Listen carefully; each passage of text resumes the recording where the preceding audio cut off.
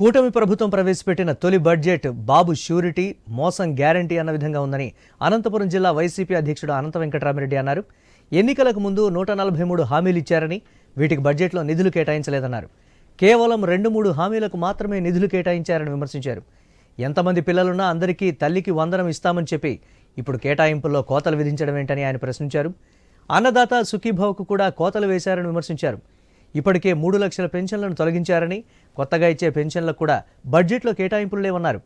రాయలసీమకు ఏకైక ఆధారంగా ఉన్న హంద్రినీవా ప్రాజెక్టుకు నిధులు కేటాయించకపోవడం దారుణమన్నారు.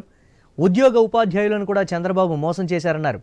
ఇది పూర్తిగా కోతల బడ్జెట్గా ఉందన్న ఆయన మరోసారి భారీగా అప్పులు చేస్తామని ఈ బడ్జెట్ ద్వారా చెప్పారన్నారు. చంద్రబాబు నాయుడు గారి యొక్క నాయకత్వంలో ఉండే ఈ ప్రభుత్వం పూర్తి బడ్జెట్ కూడా ప్రజెంటేషన్ కూడా 25-26 సంవత్సరానికి పూర్తిగా గడిచడం జరిగింది. సూపర్ 6తో పాటు 143 హామీలు వారందరూ కలిసి కూడా ప్రజలకు ఇవ్వడం కూడా జరిగింది. కానీ ఏదైతే చంద్రబాబు నాయుడు తన యొక్క సహజ శైలితోనే ఏదైతే షూరిటీ అనేది ప్రజలకు ఇచ్చాడో, ఎన్నికల్లో మాత్రం మోసం మాత్రం గ్యారెంటీ అనేది మరొక మారు కూడా నిరూపించుకున్నారు.